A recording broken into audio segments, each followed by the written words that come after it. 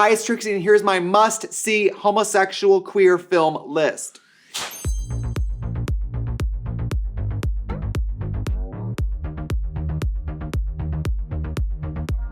Hi, it's Trixie. Welcome back to the channel. If you're new here, I'm a world famous drag queen with a passion for makeup artistry. I don't know why I started forgetting to say that. I used to say that all the time. And then just today in the studio, we were like, when did we stop saying that? And just like every other time I get on camera, there is no plan, there is no accountability, and there will be fallout and lack of follow through. Okay, but that's who I am. I sit here, I spend hours getting ready for you people, delivering free content to you on your phone while you're sitting on the toilet or doing time theft at work, and I'm meant to be criticized for having an inconsistent intro? Please, honey, in this world, in 2025, there are many worse things to worry about. The reason I wanted to do this video is because at the time of filming this, I am finishing out Pride Month. So it's like mid-June as I film this, and just this week, I'm noticing they're removing the T from LGBTQIA. They're eliminating the hotline that you can call if you're a queer trans individual and you're, feeling like hurting yourself. It just feels like we are on a roller coaster of queer things getting erased, and we're not even up the first hill yet. Every day it's like, oh.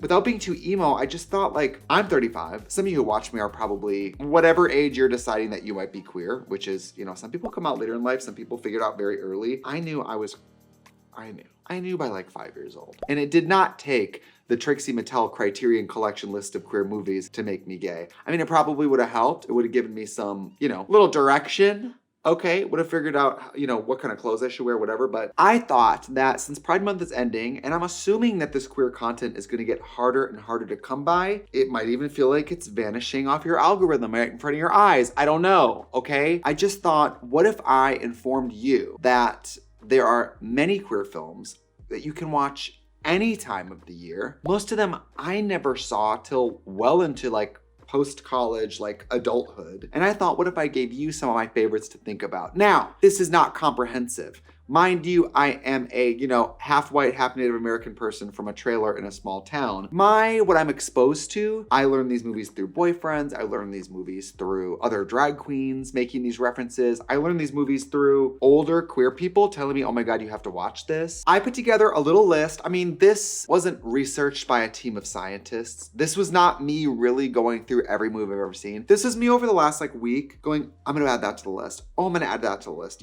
I was watching Paris is Burning. I watch it once a year. I was watching it the other day. That's the first movie on our list. And it made me think this is core. If somebody wanted to know about drag or queer culture and how all gay lingo, gay culture comes from Black trans culture. I mean, that's just factual. And I would say that Paris is Burning is a big footprint of that. And if we're all gonna be paleontologists of gayness and we're gonna brush off the bones, Paris is Burning is at the core of that. So these are things that I thought of in the last week that I thought you could watch from July through next May 31st. And you can meet me on the other side here. And then we could all be a little more, book club about it. By the way, this is me making voice notes to myself while I drive around Hollywood. So if I forgot one or you have one that you're like, this is the best, this is my personal favorite. Honey, another gay sequel? Yeah, did you guys know Brandon is in another gay sequel? Look at this thumbnail. Jasper Chan. There's a part where RuPaul looks at Brandon wasn't even, do you want to tell that story? Your friend, Brandon. Trixie's friend, Brandon, Tell him. too. Tell him. So, tell him, bitch. Oh my goodness. I was cast in my first feature and I was playing gay and I was closeted and it's what I'd always feared and I was a virgin and I had a sex scene and I was crying on set. But it made me a stronger person and I am so thankful for the experience and I'm a rude boy, honey. Check it out. Yeah, there's a part where RuPaul looks at Brandon and says, Domo arigato, hairy asshole.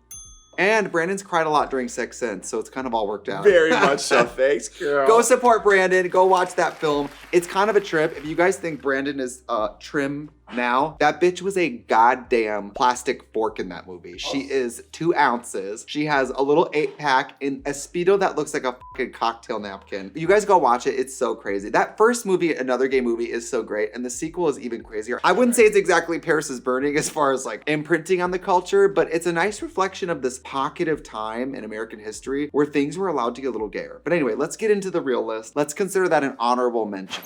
The first movie on my list, of course, is Paris is Burning. This film is so beautiful. It sticks with you. You know, when you have a good meal and people are like, it sticks to your ribs. Emotionally, this movie sticks to your ribs. I think about the characters in this movie all the time. It was such a time where drag hadn't gotten discovered, voguing hadn't really gotten discovered. It existed in a niche, of a community. And it's people trying to survive and fighting for a reputation within their community in ballroom culture. It's about costuming, it's about dressing for kind of the role in life you want. It's highly creative individuals telling deeply personal stories of survival. This movie is beautiful. This movie is actually pretty easy to find, luckily. It's usually on some platform, or it's just one of those gay movies that if it's Pride, I just put it on. Or it's one of those movies in a group you might put on without the sound on, just to like have a vibe going. I mean, this movie is Willy Ninja, House of Ninja, House of Extravaganza. You get Venus Extravaganza. There's that new documentary about her. It's a great movie. It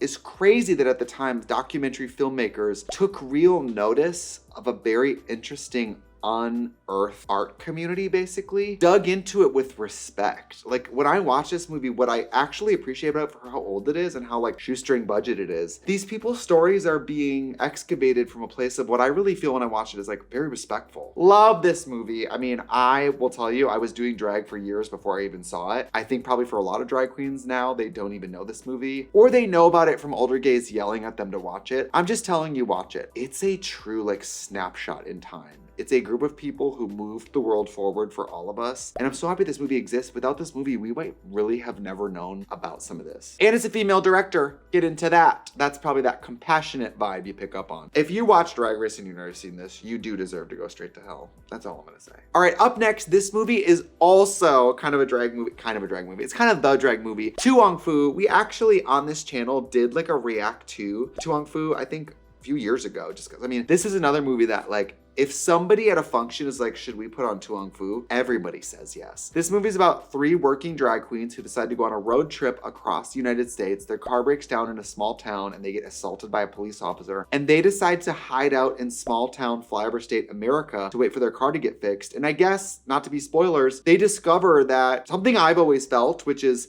I'm from a rural community, and I'm here to tell you, living in a small town does not mean people don't have empathy. It doesn't mean they're all homophobic or racist. I have great memories, some great memories, mostly great memories of being from a small town and watching a movie like this where a small town collects around 3 drag queens and protects them. Obviously, it's very moving, but the movie is a fucking comedy, and the comedic performances given by 1, John Leguizamo, 1, Patrick Swayze, and Wesley Snipes in this movie, Noxeema Jackson, I'm sorry. Every part of this movie is fucking funny. Stockard Channing is in this movie. Coco Brew told me about the story of her auditioning for this movie. These actors attended drag shows, shadowed drag queens, and I mean, these straight men, I mean, you know, as we know it's straight, I don't know. These perceived Hollywood studs, right? They give such beautiful, hilarious, but sensitive performances of these people. This movie is amazing. I think this is probably my favorite gay movie. I think it's unmissable. I think even your homophobic uncle will watch this movie and they will feel a heartstring pulled even if they deny it, and they'll fucking laugh. This movie is amazing. Cannot, honestly, just buy it on iTunes. This one is worth owning. And RuPaul is in this fucking movie. She plays Rachel Tensions. There's this part where RuPaul goes, I don't know who he is, but if it snows tonight, he's going on my tires. I think about that shit all the time. Every time I see like truck tires in the snow, I think of that. Okay.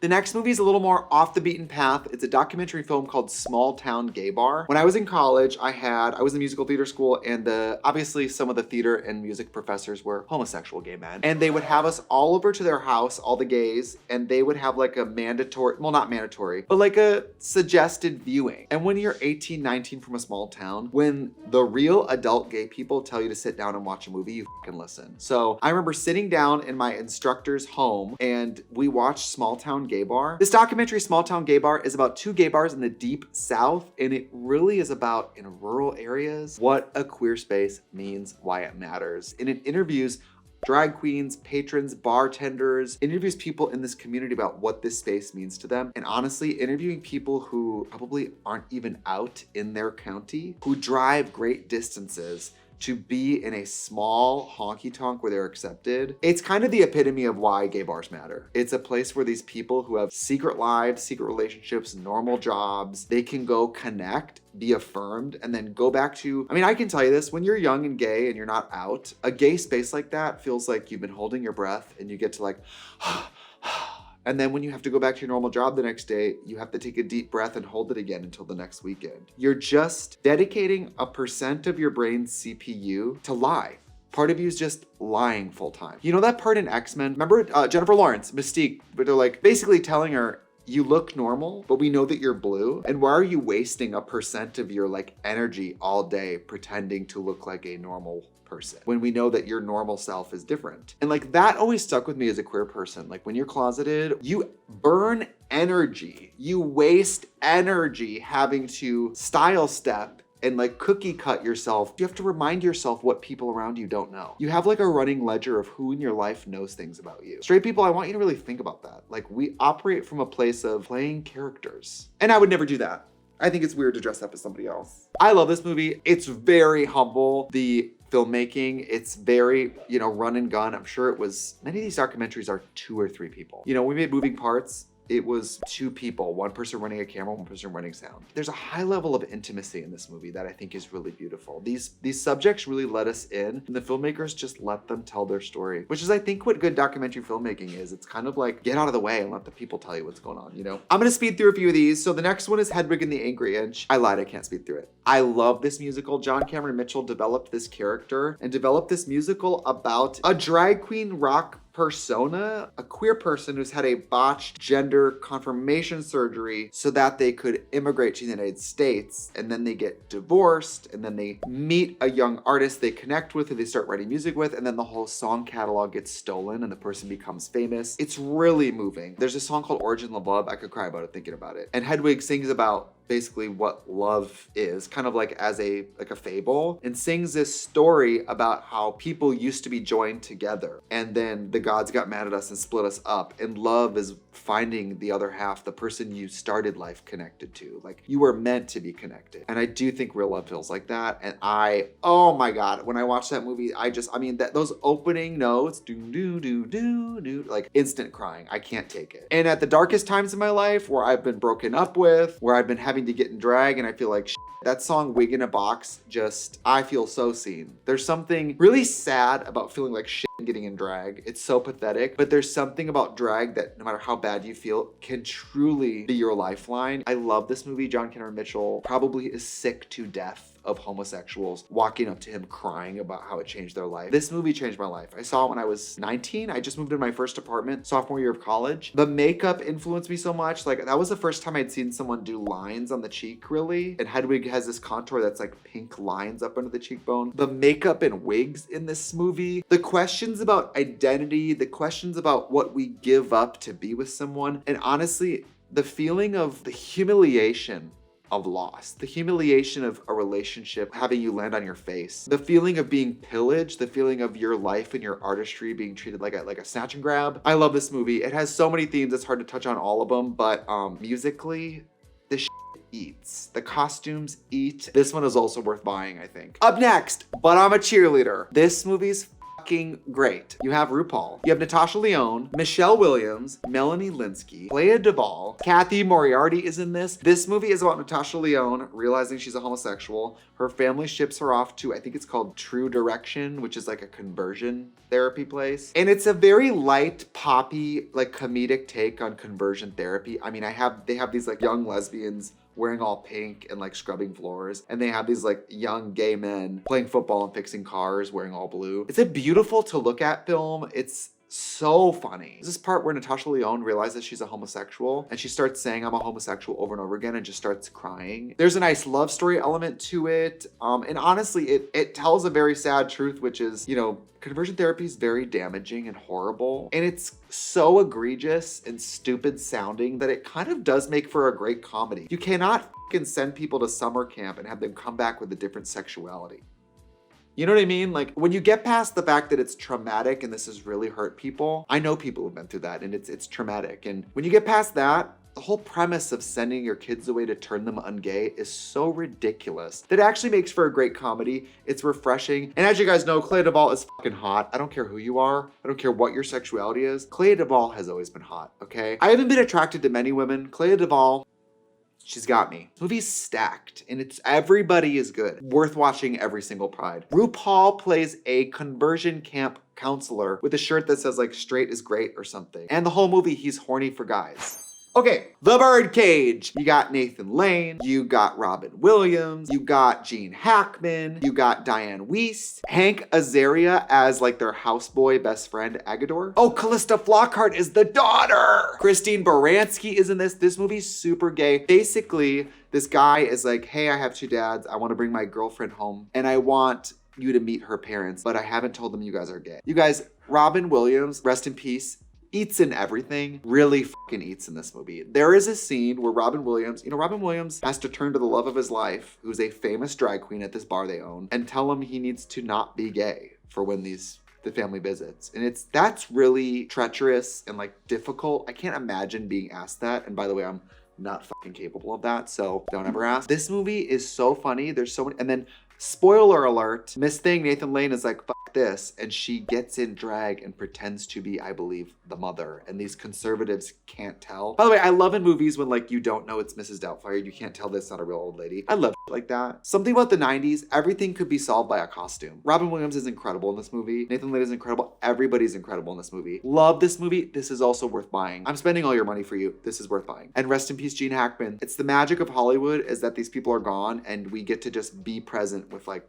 Robin Williams again when we watch this movie. Fucking great. Nathan Lane is the funniest thing I've ever seen in this movie. Also, the houseboy that we don't really get explained. Is it their sex friend? Is it their friend? By the way, in gay world, I mean, if you want to have sex with me and live in my house and clean, we're friends. The next one is Bound. Leslie's, I fucking got you again. I only saw this movie last year. You guys, one of the best things about being with David Silver, icon, is that David had a beautiful mind level brain of movies. David knew everything about every movie. He knew everything about every actor, every movie, especially queer movies. David knew. I basically got to have my movies handpicked by a amazing movie critic. So shout out to David for that. Thank you. David showed me Bound. It's this movie with Jennifer Tilly and Gina Gershon. You guys know from Showgirls. I think Gina Gershon is a plumber. She's in like this white tight tank top and she's hot, you guys. Gina Gershon is hot. She is giving like kind of like very mask, just hot. She's hot. I would her in this movie for sure. Legs in the air. She's working in an apartment, I believe, next door to Jennifer Tilly's apartment. Jennifer Tilly is like kind of a kept woman, girlfriend of a rich guy, I believe. Long story short, it's a erotic thriller. There's this part where Jennifer Tilly's in a corset, like basically rubbing her nipples, and they're not fucking, but the way they're talking, they're basically fucking. It's eroticism. It is pornography. I think when they start pulling the gay movies for calling them porn, Bound, you actually are almost porn. So you better watch your back. And Bound was directed by the Wachowskis, who at the time had not transitioned. And so maybe part of why that movie's so good is because it was being piloted by queer filmmakers. I mean, Bound is fucking fierce. If you're some gay guy and you're like, I don't want to watch the lesbian movie, I'm fucking telling you, it's one of the best movies on this list. It's so good. It's gripping. Thrilling. I love this movie, and there's not enough good lesbian movies. I mean, it's not on this list, but If These Walls Could Talk Too, that movie was the first time as a kid I saw like lesbian relationships depicted in like a dramatic way. There's this storyline in that movie about these 2 older lesbians whose families don't know they're together, and they've been together forever, their whole lives. And one of them falls off a ladder and dies. The family of that woman comes to get her belongings, and the widow moves all her stuff into the spare bedroom so the family doesn't find out they were together. I was a kid ripped up about this. I just can't take it. I've never been in a relationship where I've had to pretend we're not together. I'm very grateful for that. The thought of it makes me so sad. That movie's awesome too. Love that movie. Up next, The Color Purple. I know you might not have expected this on this list, but when I watched this movie, obviously the first time I saw it, I was incredibly moved. And primarily this movie is about slavery and the trauma of these families being ripped apart. It's incredibly moving, but it is so sad. You will be crying. You will be fucking crying. There is like a lesbian vibe to this relationship that Whoopi Goldberg has in this movie. And I picked up on it and I thought I was imagining it because sometimes when I'm watching movies, I think I'm imagining gay things because I want everything to be gay. Sometimes I'm filling in gay vibes, peppering, if you will, with gayness. But then I Googled it and I was like, is this relationship supposed to be part romantic? And it is. So in the book Color Purple, I've heard that it's more present, it's more pronounced. Miss Whoopi Goldberg, the performance she gives in this movie gutted me fucking alive. There's this part where she's really shy and she gets really close and you know, kind of romantically yearns for this girl who's like a singer. And the girl surprises her and writes a song about her and performs it. And there's this scene where Whoopi is being sung to by this girl that she has like a crush on. And Whoopi's like a shy, quieter character. And she just starts kind of tearing up because she's so seen and so flattered. And their relationship is so special. And even if the relationship doesn't present entirely romantic in the film, these people have a special relationship. And that scene just, oh my God, this movie is a little bit secret gay. I mean, not so secret gay, but there's more gayness if you're gay and you're looking. You know what I mean? Sometimes gay people can see more gay shit. For more than just Pride Month, it's a beautiful movie that I just can't, at this, you guys, at this stage in my life, I can't handle, I'm gonna cry. I can't sit and not cry. If a movie's sad, I'm crying. And you know what it is? I don't know what it is. Maybe this is good. Maybe this is therapy. But after I had my little mental breakdown you guys know about, ever since then, if movies are sad or romantic or moving or overly sentimental, direct hit. I have no first line of defense. I'm immediately crying. Up next, I have Everything Everywhere All at Once. I know this doesn't seem exactly like a gay-centered movie, but obviously in peripheral ways, it's hilarious. There's fun makeup and costumes. It's genre bending. I think queer people like weird shit. And obviously a central storyline of this movie is that the daughter is like, I need you to acknowledge my girlfriend. This is important to me. And, you know, the mom who's the center of this is like being pulled in 1,000 different ways. Her family, her daughter, her work, her friends. And maybe in the beginning of the film doesn't understand how important it is for a queer child to like be acknowledged. For the miracle of being in love with someone to just be acknowledged by your parent is so vital. And I feel so grateful. Like my mom, obviously my family was not perfect, but as far as gay shit, my mom was always down. You know, like my family accepted me, and movies like that where I have to watch someone blow off their daughter's girlfriend, it reminds me like, wow, I'm lucky to have Val. I'm lucky to have a mom who, my first boyfriend, she was thrilled to meet, you know? And she's met a lot of men. Eventually Val was like another one, but you know. Also shout out to Janie Lee Curtis. She's so fucking funny in this movie. She is so fucking crazy. Okay, another stunning lesbian film. This one is called The Kids Are All Right. I saw it for the first time last year. See, I'm 35 and pretty fucking gay, and I'm still catching up on some of these movies, so I just want you to end up better than me. You should be that annoying bitch who's seen all these movies. This movie is so moving. It's about a family unit. I mean, it's not necessarily about queerness, which is kind of why I like it. It's a family with two women, and their family gets tested by kind of an interloper. It's a very complicated romantic triangle situation going on. Very sad. I cry my eyes out watching this movie. There's this moment where Annette Bening realizes her wife has been cheating on her, and like the whole room kind of goes quiet, and it hits her. It has a happy ending, even though they really fucking put you through it. They really fucking put you through it. Centrally, I think it's about something that not just queer people can relate to, which is like families are complicated. Loving someone to death the way you love your wife or your mom. Loving someone on that level is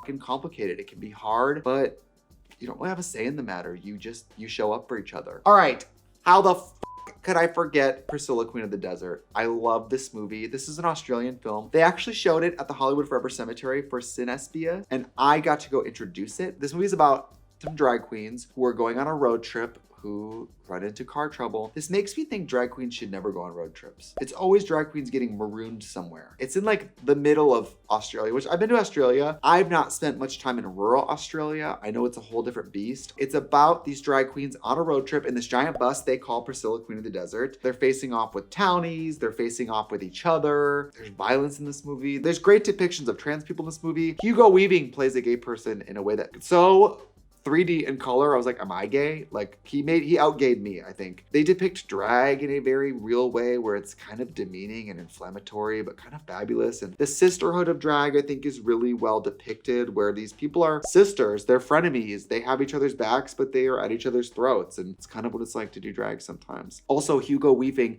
has a child in this movie and has to tell his friends about it.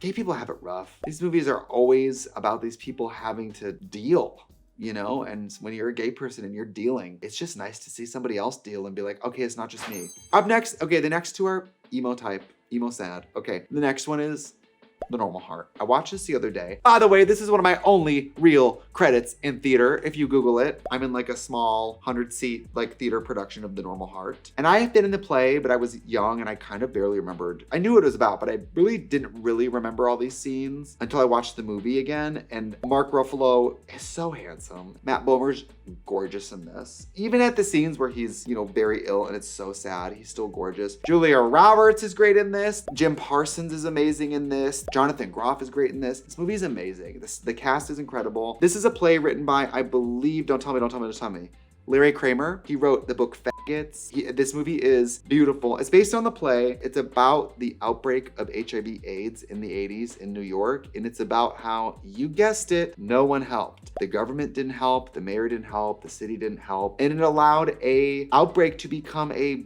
giant fucking plague. This movie will certainly hit you with the level of isolation. Imagine all of your friends are dying around you and the city you pay taxes in, the government you pay to protect you, the health services you hope look out for you are ignoring you.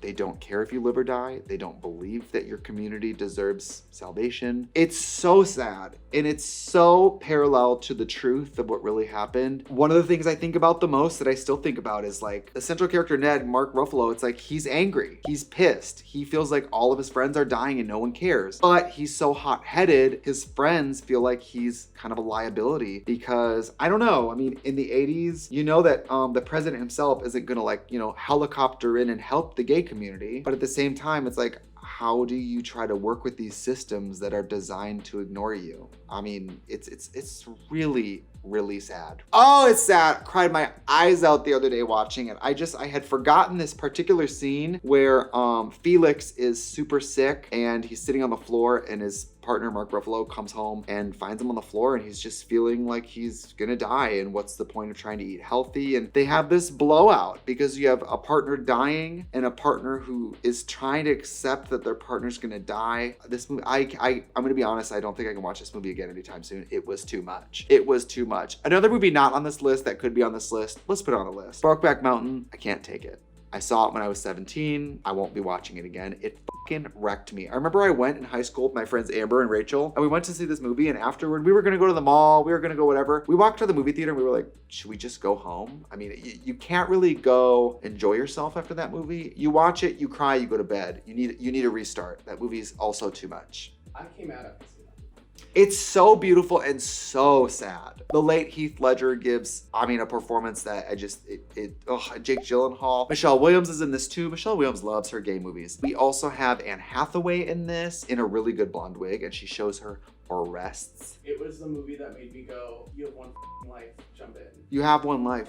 You have one life. Sometimes mortality is what makes you snap out of it and go, who the fuck am I lying for? Am I gonna spend my whole life making sure people around me are comfortable? And this movie is about two people who never really got there. I also put on the list Rent. Now I know that musical theater is a little bit corny to some people. I know that Rent is like a blown out hole. It's a little like Wicked, where we've all just been like, we've been bombarded. But Rent has depictions of gay people, bisexual people, trans people, people living with HIV. This movie is beautiful. The musical is beautiful. Again, I feel like we're all so gay and it's so available to us that we're probably all jaded and we're like, oh, Rent. But Rent does fucking eat. I'm sorry. Like, it's beautiful. The music is beautiful. Oh my God, there's people dying. All this shit is bad. It's hard to make a gay happy movie. It's hard to be gay and be happy. You got Adele Dazeem. You got Rosario Dawson, Taye Diggs, who sings his fucking face off. By the way, one time I did a radio interview with Taye Diggs. I don't know why we're on the same radio show together. Your guess is as good as mine. I'm sure he belonged there and I was a friend of. Like, I don't know how I got in there. And they asked him, they were like, so what's next, Taye? And he was like,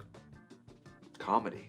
And he said it so serious that I like burst out laughing. This is why I don't get invited anywhere. So I have movies at the end that are not technically gay movies, but they have gay vibes. Or they're just movies that I like that I actually think turn to be gay. If we're talking grooming, the movie was Clueless. Okay, I think I probably had a Tonka truck and a G.I. Joe, and I saw Clueless and threw it all out the window. Like I said, not necessarily gay, although we do get some really fun gay words. Your boy Christian is a cake boy. I still don't know what cake boy means. I think it's gay. I also really fucking love Troop Beverly Hills. I had the privilege of being in a stage version of this with Peaches Christ, and Meatball was in it. So fucking fun. Phyllis Neffler is an icon. That scene where she's like, no, we're not gonna pitch tents. Let's go do gem appraisal. That shit cracks me up. And the costumes in this movie. The costumes in Troop Beverly Hills will make you gay. Ladies, watch it with your husband. He will be gone the next day. Up next, I have Mommy Dearest. This is a movie that is super fucking gay. I know that it's complicated. I know, I did watch the Faye Dunaway documentary. I know that she has maybe complex feelings about this movie. This movie fucking eats. The acting, the sets, the costumes, the makeup, the wigs. This movie's fucking great. It's so cool. And when you move to LA and you want to work in like TV and movies, you hope it's like that. I'm like, when do I get to get up at 5 a.m. and do ice cubes on the face? Actually, I don't want to do that. Scratch that. Again, this is just things I thought of driving in my car around Los Angeles. This is not the Criterion Collection. I'm not being paid by any streaming platform. I love all these movies. Please let me know below which ones are your favorites. And I probably forgot. I know that I'm going to watch this video and the top comment is going to be like a super obvious legendary gay film and I'm going to be fucking embarrassed. I'm sorry. Oh, I almost forgot Monster. Monster is probably my favorite gay movie. How did I almost forget that? Charlize Theron gives a performance as Eileen Wuornos, and obviously she's playing the freeway killer, which is very scary and crazy and traumatic. A lot of sex violence in this movie, I'm just warning you. But she has this love story that plays out with Selby, this girl she meets, Christina Ricci. This movie guts me. This part where A Midnight Train plays by Journey, and they're roller skating and they're just instantly falling in love. Oh, and it's so disturbing and sad. I mean, a big part of it is just unchecked violence against women. That's a big part of this. And the part where they say bye to each other. Oh God, I don't know. Why am I crying about movies that aren't playing? Like, what is that? This movie is so good. I don't care who you are. It's not technically a gay movie, I guess, but their relationship is the only part of this movie that is so beautiful and touching. The rest of it is horrific and traumatic and crazy. Anyway, that's the final one on my list. I gotta go. I've done too much emotional labor for you people already. If you liked this, let me know. Maybe I can make another must-watch list. I liked doing this. This was kind of fun. Thank you guys so much. Remember, a lot of things can be taken away from gay people. You can move Pride Month. You can not call it Pride Month anymore, but like, we're still here. And whether or not you're making movies about us, our stories in real life are really playing out. It's just a difference between how sad are these movies gonna be. Thank you all very much. I will see you on the flippity flip. Goodbye.